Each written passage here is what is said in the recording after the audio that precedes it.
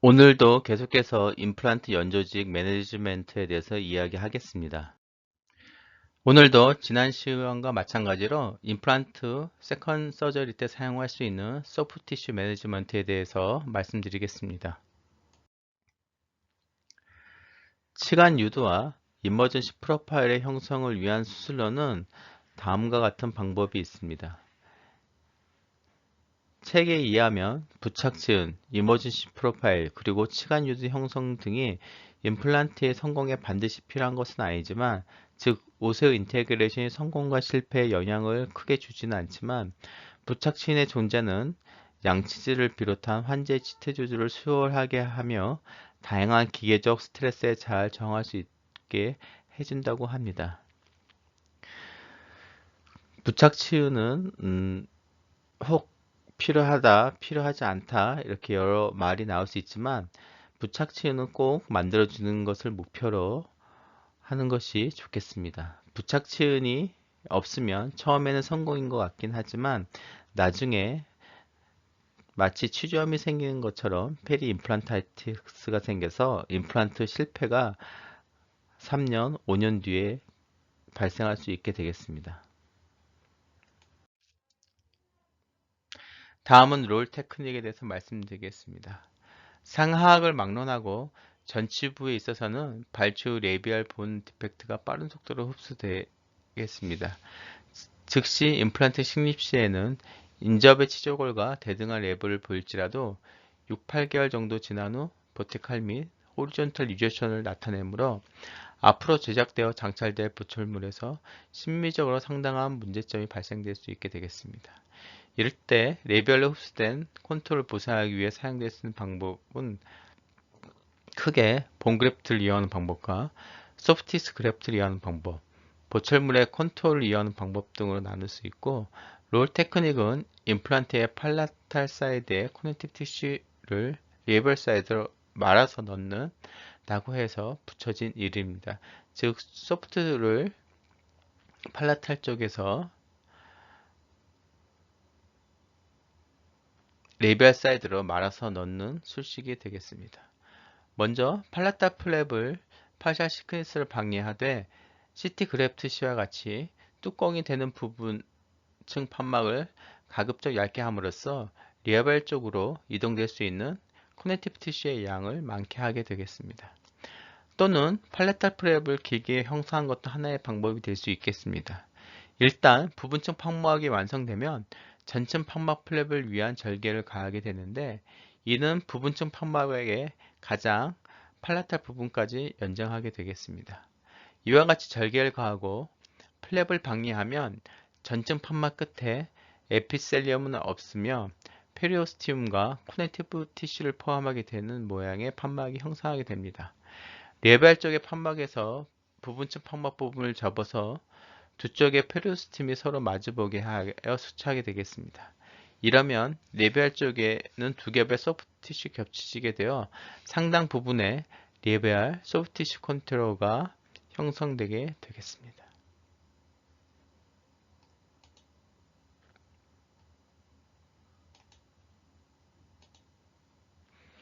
그림을 잘 보시기 바랍니다. 수술 후 약 1개월이 경과된 모습으로 술전에 비해 향상된 레비얼 컨트롤을 관찰할 수 있습니다.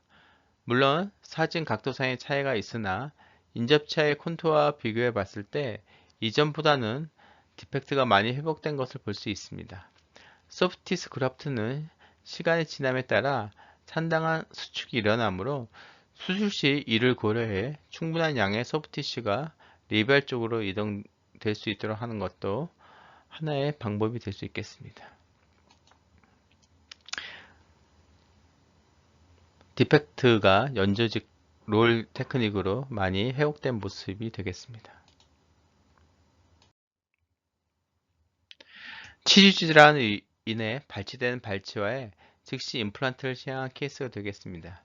약 8개월이 경과된 사진으로 상당량의 버티칼 호리존탈 디펙트를 볼 수 있습니다. 앞의 케이스와 같은 방법으로 롤 테크닉을 이용하여 수술이 진행하였고, 수후 4주 후의 모습을 관찰할 수 있습니다. 이 경우 레벨 소프티슈 컨테너는 상당 부분 회복되었으나 파필라리 디펙트는 거의 형성되지 못했음을 관찰할 수 있습니다. 이는 치주 질환에 의해 인접치아의 부착 소실이 상당히 진행된 영향이 크겠지만 롤 테크닉이 파필라리 징집화까지 회복은 힘들다는 것을 보여주는 예가 되겠습니다.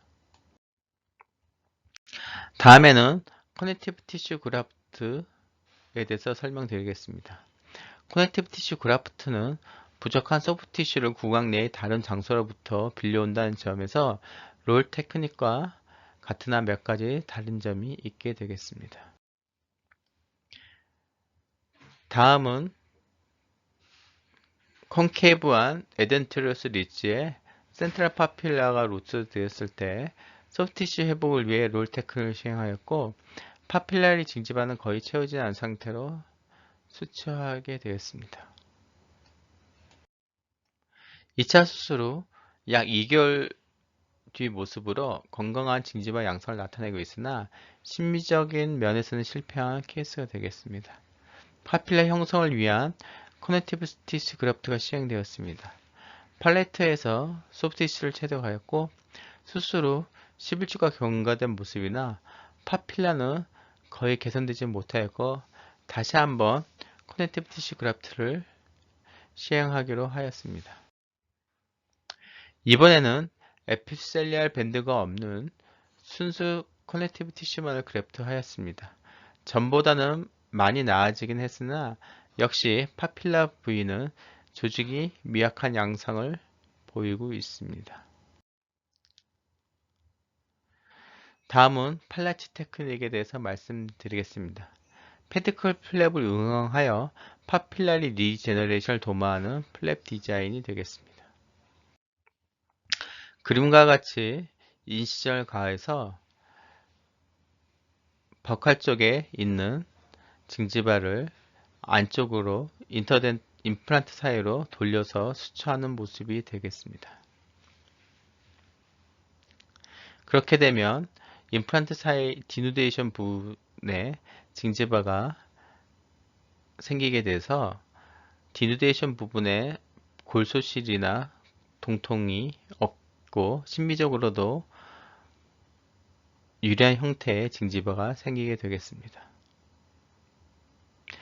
픽처를 링구얼 라인을 따라 인시전을 가하고 풀시퀀스 프랩을 방해하고 커버 스크루를 제거하고 적절한 사이즈의 힐링 어버트먼트를 장착하고 제거될 협측의 치은에 적절히 인시전을 가하여 페디클 플랩을 형성하여 인터프록시말 에이러로 돌려넣게 되겠습니다. 이때 충분한 양의 소프트 티슈가 존재해야 되고 상악에서 더 많이 사용되고 성공률이 높게 되겠고 주로 상악에서만 사용한다고 생각하면 되겠습니다. 단점으로는 원심 측에 로테이션 되는 징지바가 없어 최후방에는 파필라가 형성될 수 없는 단점이 있겠습니다. 다음은 케이스가 되겠습니다. 커버 스크루에 팔라탈 보도를 연결한 선을 따라 첫 번째 풀 시퀀스 플랩 미션을 가하고 힐링 어버트먼트를 연결하게 되겠습니다. 버칼 쪽으로 방리된 플랩에서 슬라이스 인시전을 가하고 형성된 페디클 루트 부분을 각각 메지알 쪽으로 로테이션 시키게 되겠습니다. 페디칼의 루트 부분을 너무 두껍게 남기면 로테이션이 어렵고 또 너무 얇게 남기면 네크로시스 될 수 있기 때문에 파필라를 만들어 줄 수 없게 되므로 주의해야 되겠습니다. 수처는 폭이 좁은 페디클 플레이이므로 블러드 서플라이가 방해되고 트라우마도 많으므로 사진과 같이 크라이시스 크로스 수처 테크닉을 사용한 것이 좋게 되겠습니다. 이런 팔라치 테크닉을 사용하면 생각보다 인터넷 파필라가 예쁘게 잘 생길 수 있기 때문에 어느 정도 유용한 술식이 되겠습니다. 제2소구치와 제1대구치 사이 파필라가 팔라치 플랩에 의해서 형성된 파필라가 되겠습니다. 다음은 살라마 테크닉이 되겠습니다. 팔라탈 플랩을 그대로 두고 이동이 가능한 레비알 플랩을 라테랄 포지셔닝 시켜서 파필라를 만들어주는 술식이 되겠습니다. 라테랄 무브먼트를 위해서 뮤코 징지발 정션을 지나 뮤코사 쪽으로 버티컬 인시얼을 충분히 가해야 합니다. 가동성이 생긴 레비알 플랩을 각 플랩에 돈축이 수초하는 것으로 스컬로프트 인시얼 영향으로 각체의 중앙부는 파필라보다 낮아져서 정상적인 징지발 외형을 갖게 됩니다.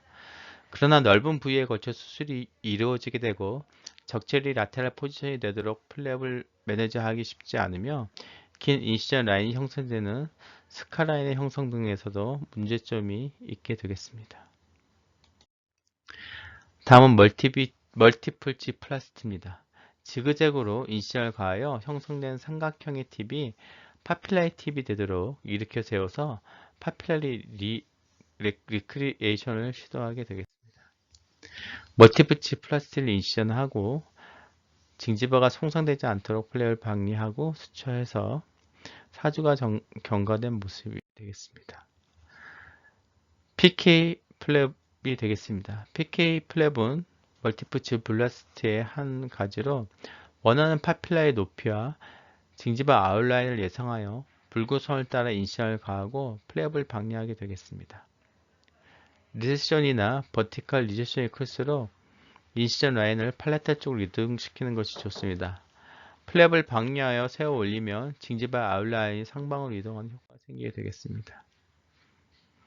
다음 그림과 같이 인시전을 가하고 수술을 해주게 되겠습니다. 상악 중존치 파절로 발치를 하고 임플란트 심을 케이스인데 발치 후 즉시 임플란트 식립 약 7개월 후 양쪽의 파필라가 거의 흡수된 모습을 볼 수 있게 되겠습니다. 2차 수술 후 약 3주가 경과된 상태로 인접치아에 신태축이 다소 존재하나 전체적으로 조화로운 모습을 보이고 있습니다. 즉 PK 플랩을 하면 좀 더 심미적인 인터덴탈 파필라를 만들 수 있게 되겠습니다. 다음 케이스입니다. 2차 수술 직전의 모습으로 파필라가 부족한 것을 볼 수 있습니다. 레비알 플랩에서는 버티컬 매트리스 수초, 팔라타 플랩에서는 다이렉트 루프 수초를 사용하였습니다. 약 3개월이 지난 모습으로 파필라 팁이 약 1mm 정도 흡수를 보이고 있으나 거의 완전한 징지발 아웃라인을 보이고 있습니다. 즉 플라스틱 서저리를 PK 플랩 같은 것을 해주시면 훨씬 더 심미적인 모습의 징지바 컨투어를 형성할 수 있게 되겠습니다. 다음은 두 개의 치아가 미싱된 경우에도 적용할 수 있게 되겠습니다. 팔레탈 플랩에 두 개의 버티컬 인시얼을 가하여 라테랄 포지셔닝 하게 되겠습니다. 2차 수술 직전의 모습으로 파필라는 완전히 소실되었고 전체적으로 플랫한 진지바 아웃라인을 볼 수 있게 되겠습니다. 스칼로핑 팁 부분은 너무 뾰족하게 만들기보다는 약간 넓게 형성해 주는 것이 좋습니다. 팔레탈 플랩이 두꺼워 회전이 어려운 경우 파샬 시킨스 플랩으로 방리하고 약 2개월이 경과한 상태로 보철물 사이에 파필라는 잘 유지되나 자연치아에 인접한 파필라는 좀 상실되었습니다. 자연치 칙은 노출이 되어 플라그가 침착이 되어 있는 경우에는 파필라리 리컨스트럭션이 어렵다는 것을 보여주는 예가 되겠습니다. PK 플랩 디자인의 특징은 레비알 사이드에 형성된 파필라를 팔레탈 쪽에서도 서포트 한다는 것입니다. 팔라탈의 덴스한 조직을 당겨오기 위해서는 인터파필라리 수처가 가장 적당하며 레비알의 파필라 팁이 눌려지지 않도록 하기 위해서는 매트리스 수처가 좋게 되겠습니다. 케이스를 보시겠습니다. 레비알 쪽에 버티컬 매트리스와 팔라탈 쪽에 모디파이드 인터파필라리 수처가 된 모습을 볼 수 있게 되겠습니다. 네, 오늘 2차 수술 시에 사용할 수 있는 연조직 수술법에 대해서 지금까지 강의하였습니다. 수고하셨습니다.